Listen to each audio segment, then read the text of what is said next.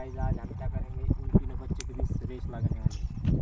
तीनों बच्चे भागेंगे 100 मीटर। 1 2 3।